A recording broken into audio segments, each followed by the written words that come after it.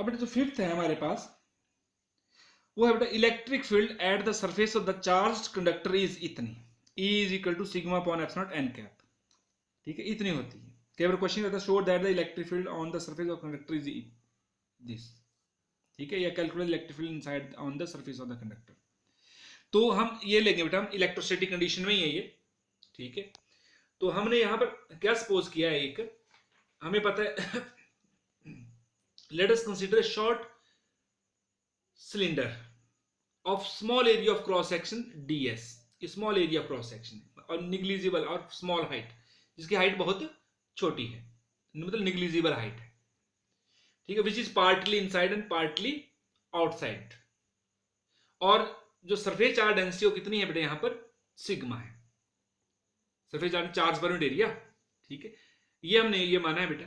अब ध्यान दो, पता लग गया, हमने एक कंसीडर शॉर्ट मतलब right circular cylinder of negligible height having and small area cross section ds and sigma is the surface charge density on the surface of the conductor. अब बेटा this cylinder is partly inside and partly outside. अब जो cylinder inside है, हमें पता है electric field inside the conductor zero लिखी हमने। Then what is the flux through this, flux जब इलेक्ट्रिक फील्ड जीरो तो what is the flux from the part of the cylinder which is inside zero, उसको भूल जाओ। अब बाहर देखो बेटा, बाहर जो होती है इलेक्ट्रिक फील्ड हमें पता है कैसे होती है, just outside the surface of conductor perpendicular to the surface of the conductor. अगर पॉजिटिव तो ऊपर की ओर और नेगेटिव तो इनवर्ड्स कंडक्टर की ओर, लेकिन होंगी परपेंडिकुलर। ठीक है, फिलहाल हमने यहाँ पॉजिटिव लिखा है।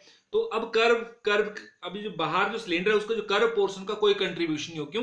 क्योंकि इसके ऊपर नॉर्मल इधर को बनेगी इलेक्ट्रिक फील्ड, ऊपर कोई रहेगी तो वहां 90, तो उसको कोई कंट्रीब्यूशन नहीं होगा। सिर्फ किसके कारण होगा बेटा, only electric flux only through the cross sectional area ds, बाकी से। तो देखो टोटल इलेक्ट्रिक फ्लक्स कितना है बेटा, E डॉट ds।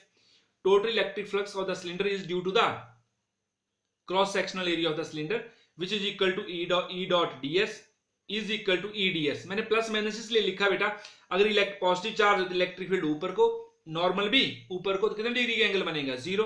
तब तो E डॉट ds cos 0 1 होता है। लेकिन मान लो अगर नेगेटिव चार्ज होगा तो इलेक्ट्रिक फील्ड कहाँ आएगी, नीचे को, और नॉर्मल तो बाहर आउटवर्ड कोई तरफ को बनेगा तो 180 बनेगा, तो cos 180 माइनस, तो लिख सकते हैं आप, नहीं लिखना तब भी मैग्नीट्यूड में ही लिखना है आपने, EDS।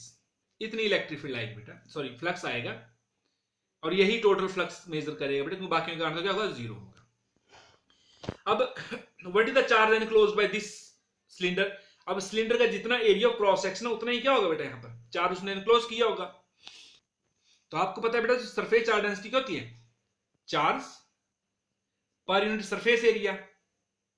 ठीक है, अब एरिया कितना यहां पे ds, उतना एरिया इसने एनक्लोज किया होगा इस कंडक्टर का, तो चार्ज कितना आएगा बेटा, सिग्मा इंटू एरिया, कितना आ गया, सरफेस चार्ज डेंसिटी गुणा एरिया, एरिया कितना यहां पर ds, तो इतना चार्ज है बेटा, इसको क्यू भी लिख सकते हैं, सिंपली ये आ गया। According to Gauss theorem total electric flux is equal to charge upon epsilon naught. Flux कितना है हमारे पास, लिख सकते हैं आप अकॉर्डिंग टू गॉस, यहां भी लिखते हैं phi E is equal to sigma, sorry q upon epsilon naught, total flux कितना है EDS इज इक्वल टू कितना आ जाएगा, क्यू कितना है सिग्मा ds, तो ds से ds कैंसिल हो जाएगा, E कितना आ गया बेटा, सिग्मा अपॉन एप्सिलॉन नॉट, ये तो आ गया मैग्नीट्यूड में। अब अगर इसकी डायरेक्शन देखनी है तो डायरेक्शन का E is equal to sigma epsilon naught n cap, n cap कहां होगा बेटा, ऊपर की ओर। ठीक है, आउटवर्ड नॉर्मल, तो इलेक्ट्रिक फील्ड की डायरेक्शन होगी आउटवर्ड नॉर्मल। हाँ, अगर पॉजिटिव होगा तब तो यहां पे क्या आएगा, प्लस का, अगर नेगेटिव होगा तो क्या आएगा, माइनस का। क्लियर हो गया, माइनस का क्यों आएगा, क्योंकि इलेक्ट्रिक फील्ड इधर को, नॉर्मल उधर को, अपोजिट डायरेक्शन में। तो ये आ गया electric field just outside the surface of conductor, कितनी आ गई मैग्नीट्यूड में, E is equal to sigma epsilon naught, vector में तो E sigma upon epsilon naught n cap. n cap क्या है, ये आउटवर्ड नॉर्मल है बेटा to the surface of conductor. अब बेटा जो नेक्स्ट एप्लीकेशन इस कंडीशंस है इलेक्ट्रोस्टैटिक्स ऑफ कंडक्टर्स में, ये surface charge density is different at different points of N irregularly shaped conductor. कोई कंडक्टर इरेगुलरली मतलब कहीं से पतला है, कहीं से मोटा है, कहीं से एरिया ज्यादा है, ठीक है, कहीं पे एरिया कम है, तो हर पॉइंट के ऊपर जो सरफेस चार्ज डेंसिटी होगी वो डिफरेंट होगी। ठीक है, सरफेस चार्ज डेंसिटी डिफरेंट है डिफरेंट पॉइंट। जैसे मान लो कहीं पर नेगेटिव चार्ज है तो सरफेस चार्ज डेंसिटी क्या आएगी बेटा, नेगेटिव। ठीक है, सरफेस चार्ज डेंसिटी क्या आएगी, नेगेटिव। और जहां पर पॉजिटिव चार्ज तो वहां पर सरफेस चार्ज डेंसिटी क्या आएगी, पॉजिटिव। और जहां पर, और हमें पता है बेटा सरफेस चार्ज डेंसिटी क्या होती है, चार्ज अपॉन एरिया। एरिया किसके ऊपर डिपेंड करता है, रेडियस के ऊपर भी डिपेंड करता है। जब जिन पॉइंट्स का रेडियस कम होगा तो रेडियस कम होगा तो एरिया भी क्या होगा बेटा, कम। एरिया कम होगा तो सरफेस चार्ज डेंसिटी क्या होगी बेटा, हाई होगी। मतलब smaller the area greater is the surface charge density, या वाइस वर्सा। एरिया जहां पे ज्यादा होगा तो सरफेस चार्ज डेंसिटी क्या होगी बेटा, कम होगी। अगर सेम चार्ज डिस्ट्रीब्यूट हुए एक एरिया, दो एरिया के ऊपर, लेकिन एक एरिया स्मॉल है तो वहां पर सरफेस चार्ज डेंसिटी ज्यादा होगी, और एक और उतना ही चार्ज डिस्ट्रीब्यूट लेकिन लार्ज एरिया के ऊपर तो वहां पर सरफेस चार्ज डेंसिटी क्या होगी बेटा, कम होगी। क्लियर। तो ये था बेटा सरफेस चार्ज डेंसिटी होती है इरेगुलरली शेप्ड कंडक्टर, तो वहां पर क्या होगी, डिफरेंट एट डिफरेंट पॉइंट्स। तो ये था बेटा इलेक्ट्रोस्टैटिक्स ऑफ कंडक्टर। तो ये आपने बेटा याद रखना है।